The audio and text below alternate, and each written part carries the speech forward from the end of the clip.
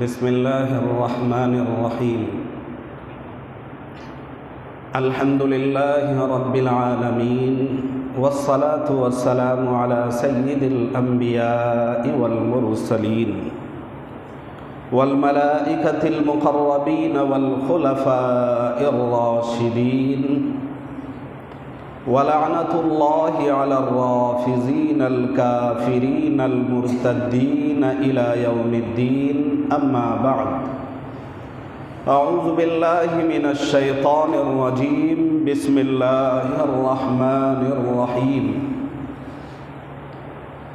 حاميم والكتاب المبين، إنا أنزلناه في ليلة مباركة إنا كنا منذرين فيها يفرق كل أمر حكيم أمرا من عندنا إنا كنا مرسلين.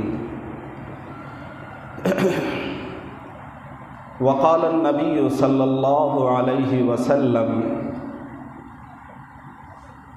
إنما بعثت لأتمم مكارم الأخلاق.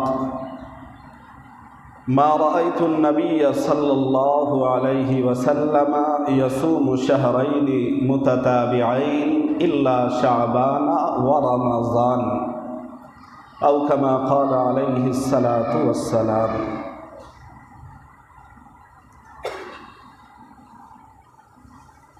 رب العزت والجلال کا بے پایاں احسان و کرم و فضل ہوا کہ اللہ رب العزت والجلال نے ہمیں، آپ کو اور تمام لوگوں کو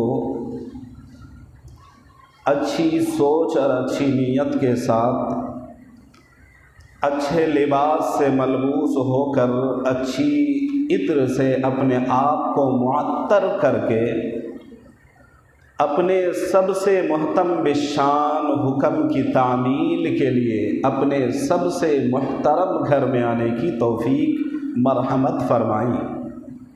حق ذل مجدہ سے دعا گو ہوں کہ اللہ تعالی ہم سب کی حاضری کو قبول فرمائے، مزید کہ اللہ تبارک و تعالی ہمیں آپ کو اور اخص الخاص میری زبان سے جمعۃ المبارک کے خطبے کے عنوان کے حوالے سے کچھ کام کی بات، نصیحت کی بات، حق بات، کار آمد باتیں میری زبان سے رب العزت والجلال کہلوا دیں اور آپ سب کو نہایت سنجیدگی اور متانت سے سماعت کرنے بعدہ پھر تمام باتوں پر عمل کی توفیق مرحمت فرمائے۔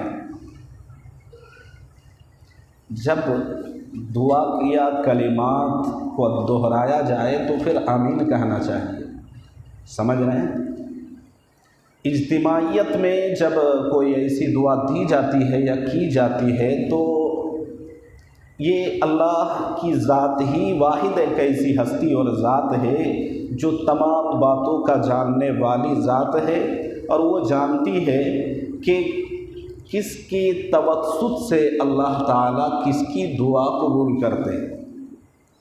ابھی 100 آدمی ہیں، امام بھی ہے، مقتدی بھی ہے، کئی صفیں لگی ہے، سب مل کے نماز پڑھتے ہیں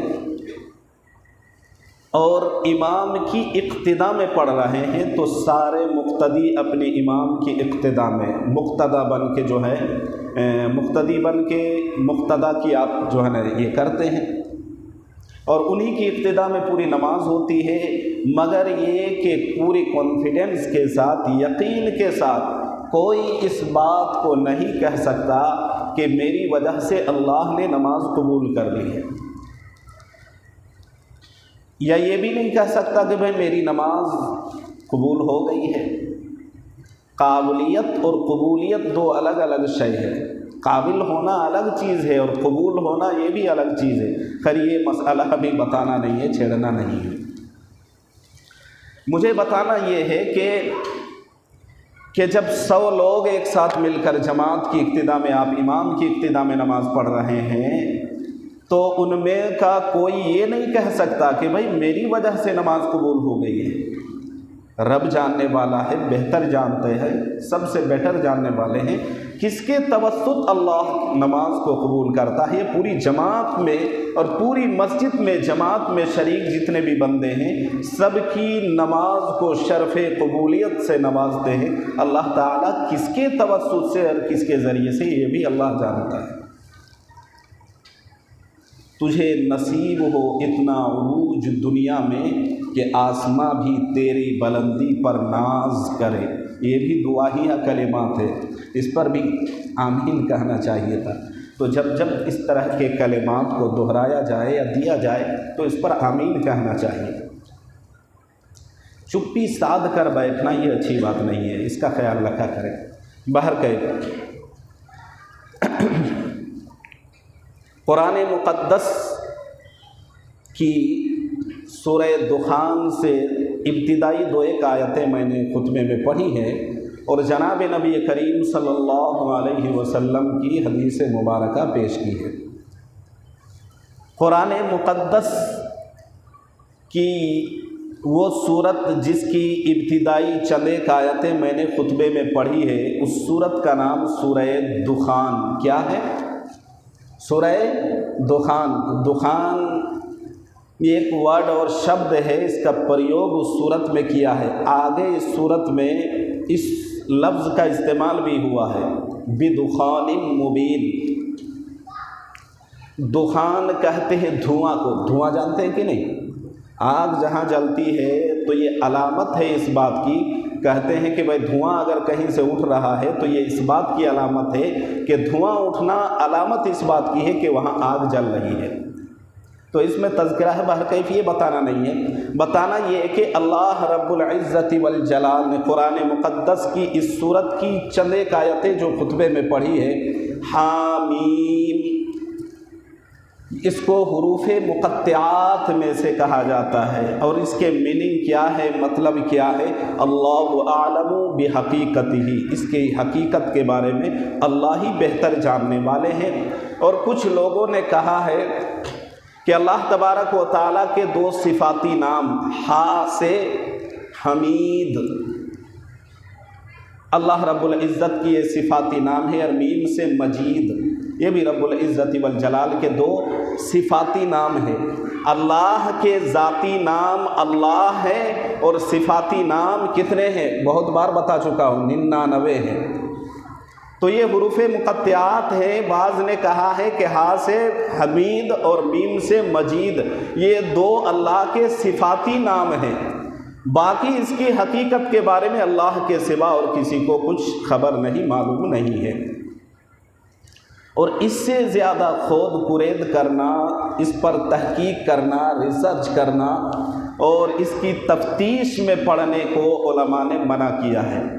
جب اللہ نے اس کا علم کسی کو دیا نہیں ہے تو مخلوقات میں اشرف المخلوقات حضرت انسان میں سے جو علماء حضرات ہیں، جب ان کو اس پر چھو چرا کرنے کی اجازت نہیں ہے تو ایک عام اور سادھارن ویکتی کو اس بارے میں تو زبان کھولنا کتنا بڑا جرم ہوگا۔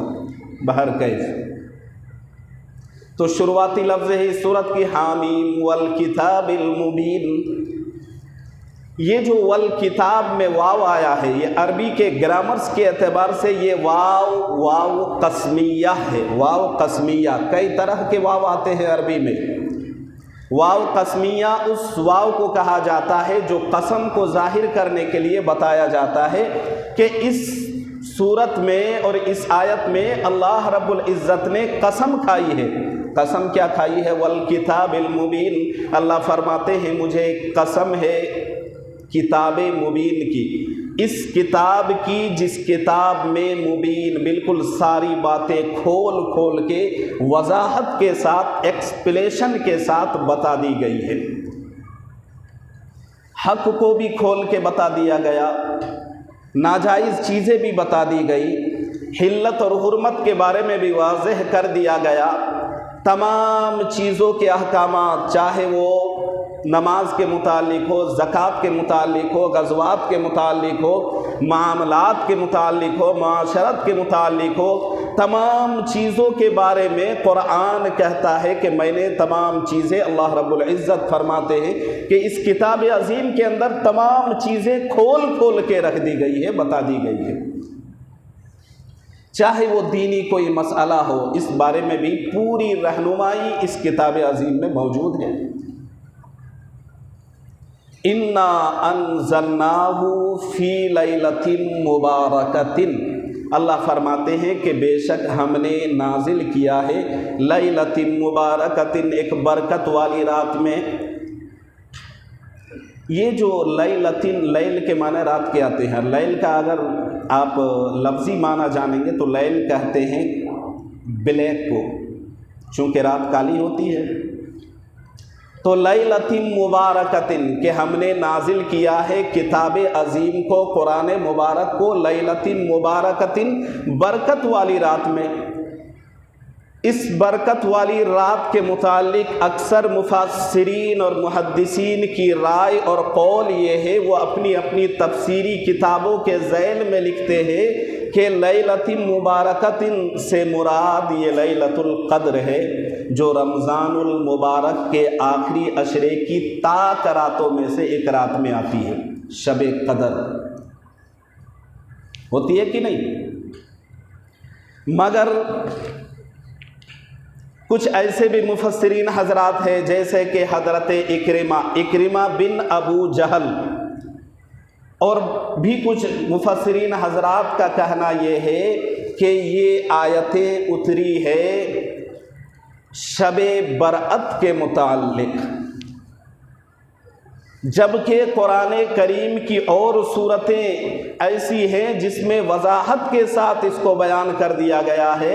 اِنَّا أَنزَلْنَاهُ فِي لَيْلَةِ الْقَدْرِ، اللہ فرماتے ہیں کہ ہم نے اس کتاب عظیم کو لیلۃ القدر، اور لیلۃ القدر رمضان المبارک کے مہینے میں آتی ہے۔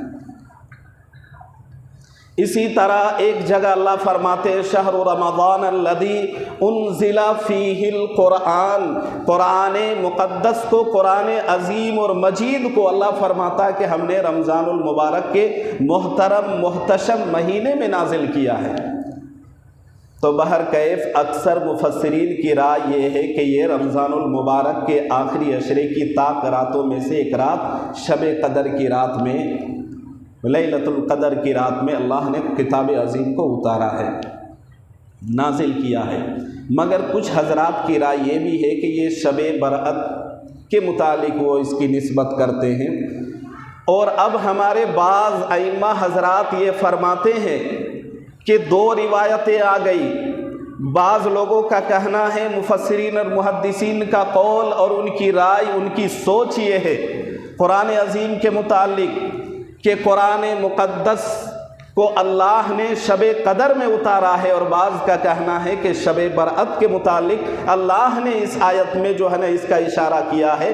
اب ہمارے امام اعظم، سب سے بڑے امام اعظم ابو حنیفہ رحمہ اللہ فرماتے ہیں ان دونوں روایتوں میں تطبیق دیتے، تطبیق کہتے ہیں ملاپ کو،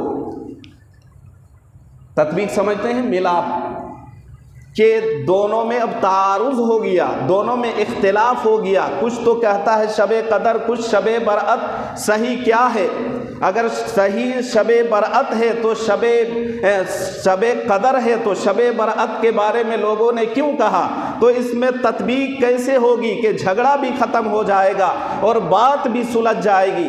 تو ہمارے امام اعظم ابو حنیفہ رحمۃ اللہ علیہ اس بارے میں کہتے ہیں کہ اس کا تطبیق ممکن ہے، اور وہ یہ ہے کہ شب برأت کی رات وہ رات ہے جس رات میں اللہ تعالیٰ تمام اہم کاموں کا کرنے کا فیصلہ کر لیتے ہیں یا لکھوا لیتے ہیں، اور شب قدر کی رات میں اللہ تبارک و تعالیٰ اس کو فرشتوں کے حوالے کر دیتے ہیں کہ پورے سال کون مرے گا، کون جیے گا، کس کو کتنی زندگی ملے گی، رزق کس کو کتنی ملے گی، اور جوانی ملے گی، صحت ملے گی، عافیت ملے گی، خوش و خرم زندگی گزارے گا، کس حال میں کہاں اس کی زندگی کیسی کٹ رہی ہوگی، اولاد کتنی ہوگی، اولاد ہو کر زندہ رہے گی یا نہیں رہے گی، بچہ زندہ رہے گا یا مر جائے گا، یہ تمام باتوں کا فیصلہ شب برأت کی رات میں،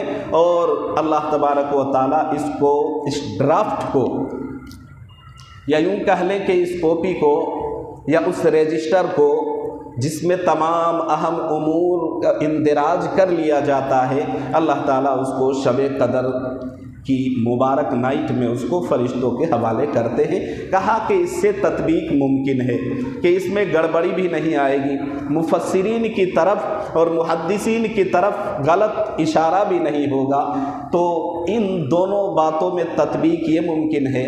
اور دوسری بات مفسرین یہ لکھتے ہیں کہ جب سب کا متفقہ فیصلہ یہ ہے، اور قرآن نے بھی اس کی وضاحت کر دی ہے کہ قرآن کا نزول شب قدر اور رمضان کے مہینے میں ہوا ہے، تو یہ جو شب برأت ہے، جس کو عام طور پر ہمارے عرف عام میں کیا کہتے ہیں، شبرات ہیں، شبرات میں کیا بولتے ہیں؟ ہاں، تو یہ شبرات نہیں ہے، یہ اصل میں شب برأت ہے۔ کیا ہے؟ شب برأت۔ شب یہ فارسی کا جملہ ہے، اور یہ رات کا جو مسئلہ ہے، یہ ان دونوں کو جوڑ دیا گیا ہے۔ یہ رات سے مراد وہ رات نہیں جو دن کے بعد رات آتی ہے، یہ برأت ہے۔ برأت کے معنی چھٹکارے کے آتے ہیں، نجات ملنا، چھٹکارا ملنا۔ کسی بندے کو کہیں قید کر دیا جائے، بند کر دیا جائے، باندھ دیا جائے اور نظر بند کر دیا جائے، محصور کر دیا جائے، اور اب وہ بندہ اپنے آپ بے چین ہو رہا ہے، پریشان ہو رہا ہے، کچھ پل کے بعد آدمی اس پر ترس کھاتا ہے، اس کو اس پر رحم آتی ہے، اور وہ کہتا ہے کہ بھئی جاؤ، میں نے تم پر ترس کھاتے ہوئے تم کو چھوڑ دیا، معاف کر دیا۔ تو یہ جو معافی اس کو مل گئی، وہاں سے چھٹکارا مل گیا، نجات مل گئی۔ یہ نجات ملنے کی صورت میں وہ بندہ اپنے آپ کو کتنا اچھا فیل کرتا ہے، محسوس کرتا ہے کہ نہیں؟ ہلکا محسوس ہوتا ہے، بڑا اچھا لگتا ہے۔ وہ جو ذہن میں اس کا ٹینشن اور وہ ڈپریشن کا شکار تھا، اس کے لیے وہ بندہ اپنے آپ کو بالکل ہلکا محسوس کرتا ہے، اور بڑی عافیت ملتی ہے اس کو اس عمل کی وجہ سے۔ تو برأت کے معنی چھٹکارے کے آتے ہیں۔ تو ان دونوں لفظوں کو ایک جوڑ کر جو ہے نا، اس کا اگر میننگ کہے تو عرف عام میں یہ کہا جاتا ہے کہ شب برات، لیکن یہ شب برأت یعنی وہ رات جس رات میں نجات ملتی ہے، چھٹکارا۔ نجات کیوں ملے گی؟ کہ اگر نیک عمل کریں گے، اللہ کو راضی کرنے والا کام کریں گے، اور اللہ تبارک و تعالیٰ اور رسول اللہ کے فرمان کے مطابق عمل کریں گے، شریعت کے دائرے میں رہتے ہوئے عمل کریں گے تو نجات، اور اگر شریعت کے خلاف عمل کریں گے تو اسی رات میں جاگنے کی وجہ سے ہماری پکڑ بھی ہو سکتی ہے۔ تو اس رات کے بارے میں بعض لوگوں کا یہ کہنا ہے شب برأت کے متعلق کہ اس رات کی بعض لوگ سرے سے تردید کرتے ہیں اور کہتے ہیں کہ اس رات کی کوئی فضیلت نہیں ہے،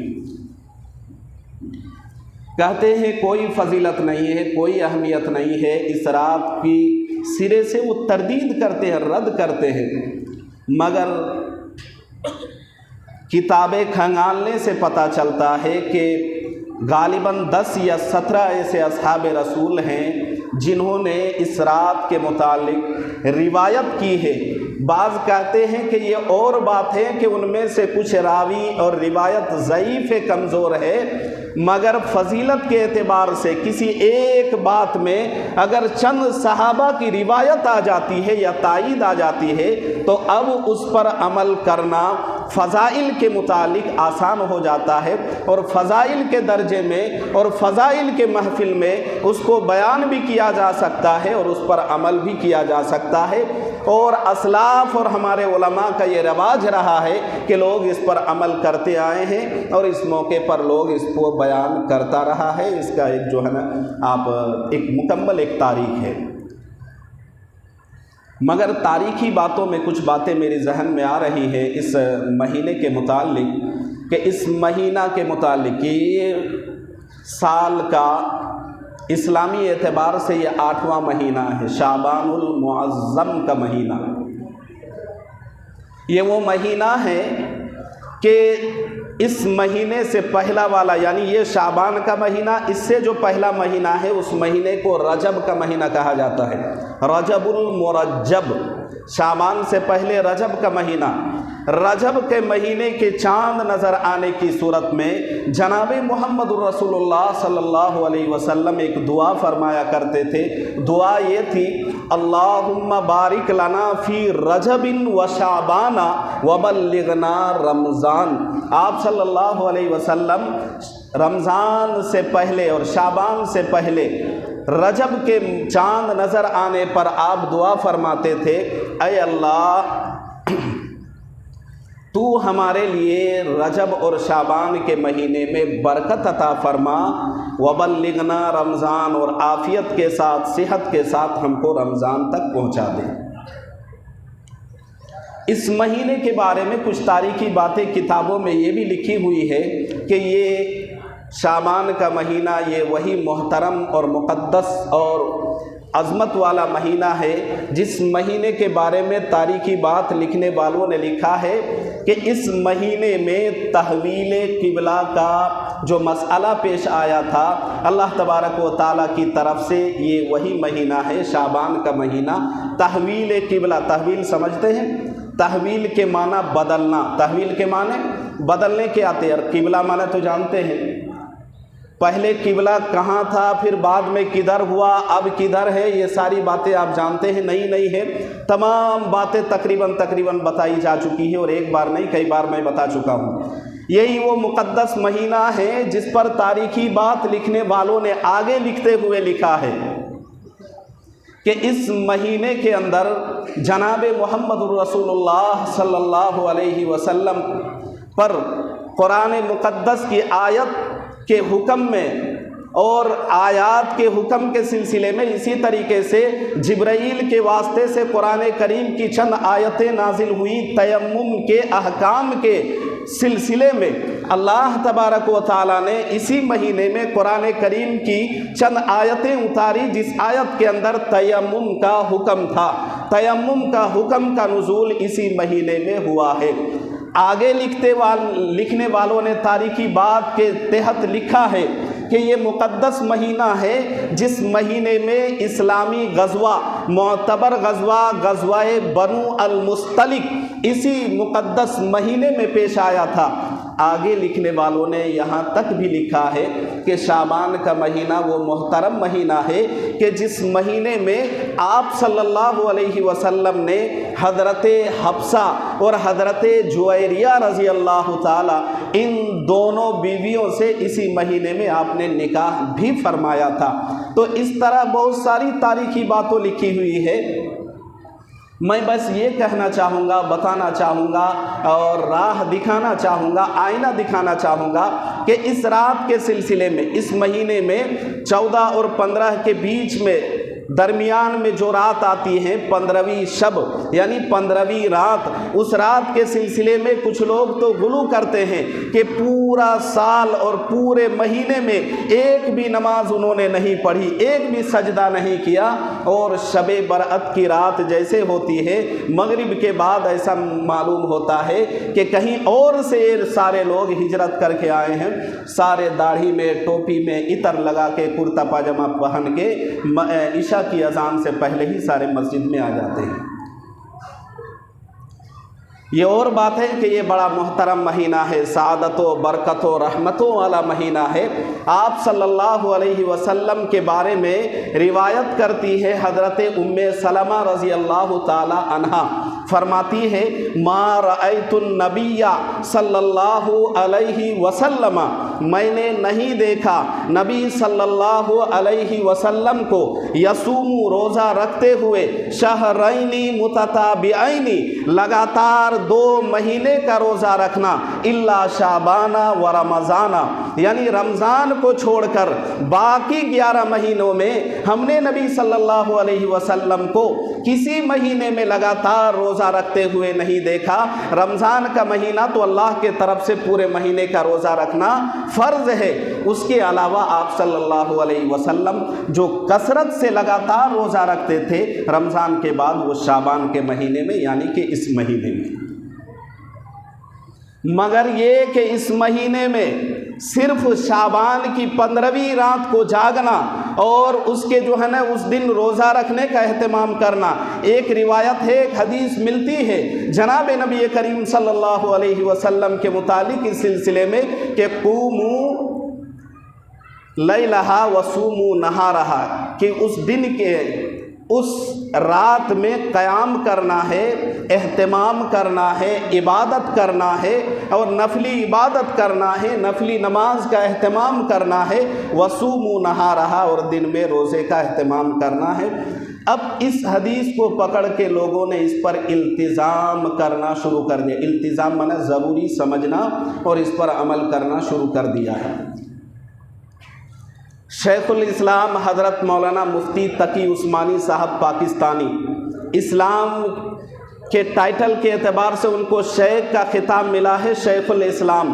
وہ اپنے اقتباس، اسی کو میں دہراتا ہوں، وہ لکھتے ہیں اور لکھتے ہوئے یہ کہتے ہیں کہ اس مہینے کی 15ویں رات میں جاگنا اور بعد پھر روزہ رکھنا دن کا، لوگوں نے اتنا التزام کرنا شروع کر دیا ہے کہ اگر کوئی رکھ رہا ہے تو وہ ضروری سمجھ کر رکھنے لگا ہے یا اس کو فرض اور واجب کا درجہ دینے لگا ہے، اور جو نہیں رکھتا ہے رکھنے والا اس کو برا بھلا کہتا ہے، طعن و تشنیع کرتا ہے، غلط کہتا ہے اور کہتا ہے کہ اتنی فضیلت برکت والی رات میں تم نے روزے کا اہتمام نہیں کیا اور رات جاگنے کا اہتمام نہیں کیا. لوگ اس کو برا بھلا بھی کہتے ہیں، طعن و تشنیع بھی کرتے ہیں.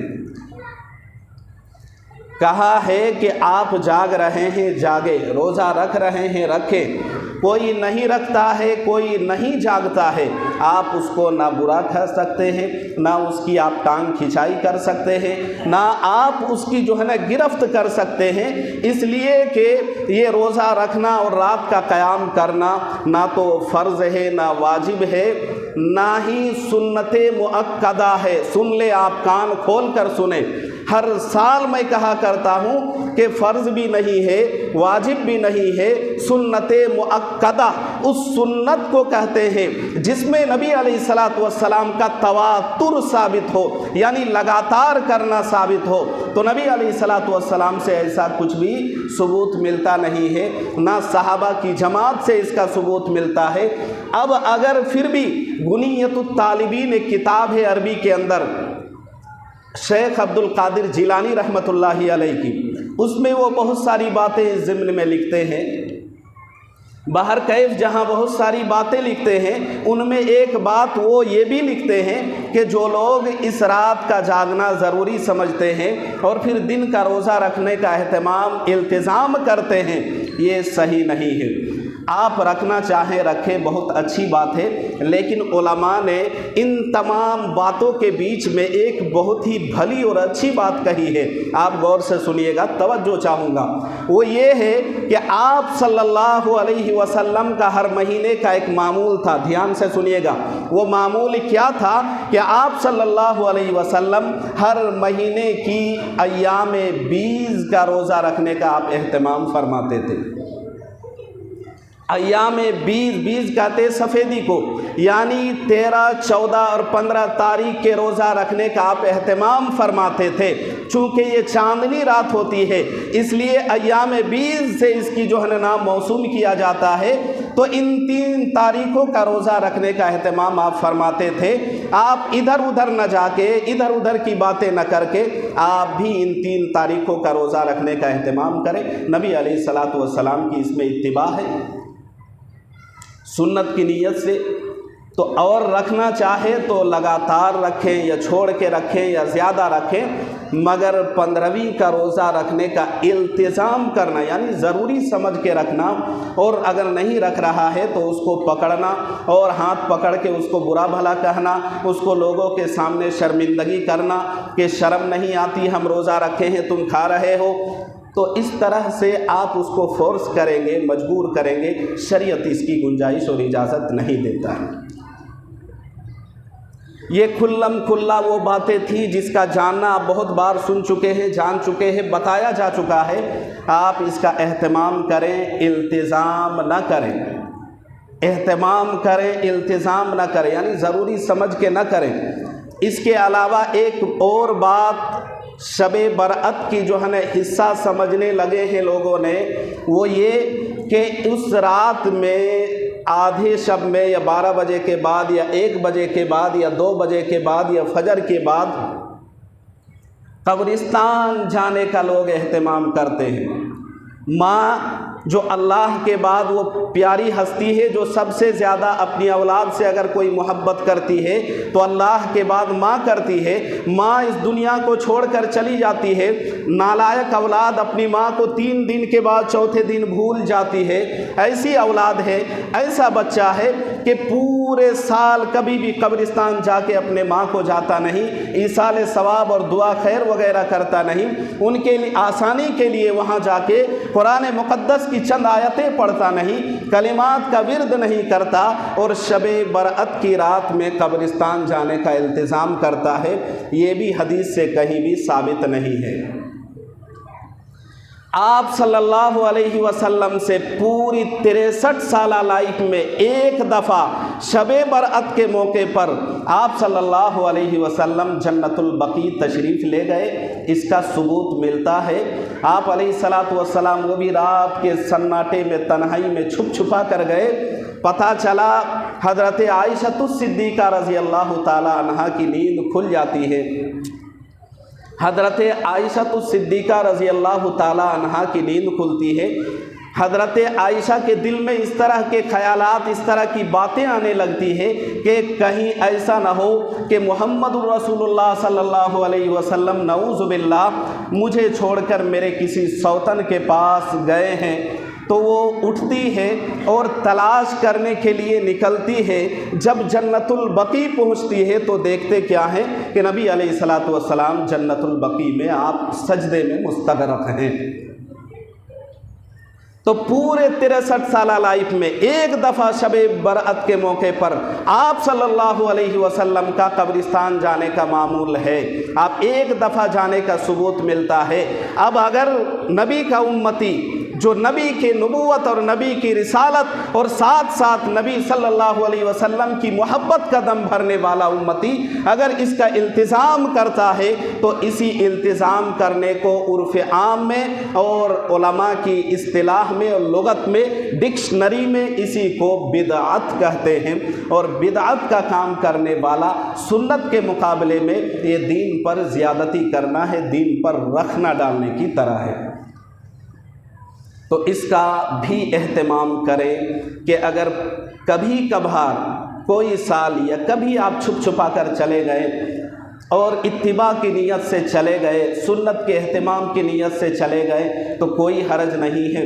لیکن ہمارے یہاں ابھی جو ہے نا آج جمعہ ہے، 2-3 دن بعد جو ہے نا شب برأت کی رات آنے والی ہے، اب قبرستان کی صفائی کی تیاری چلے گی اور اس کا باضابطہ اہتمام بھی ہوتا ہے ماشاءاللہ، اور ہمارے نوجوان اس میں اتنے بڑھ چڑھ کر حصہ لیتے ہیں، اور ساتھ ہی ساتھ جہاں فجر کی نماز ختم ہوئی یا اس سے پہلے لوگ پورے جھنڈ کے جھنڈ جاتے ہیں۔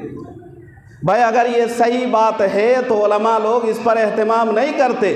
اگر بات واقعتاً اس سے زیادہ کچھ حقیقت ہے تو علماء سوتے کیوں؟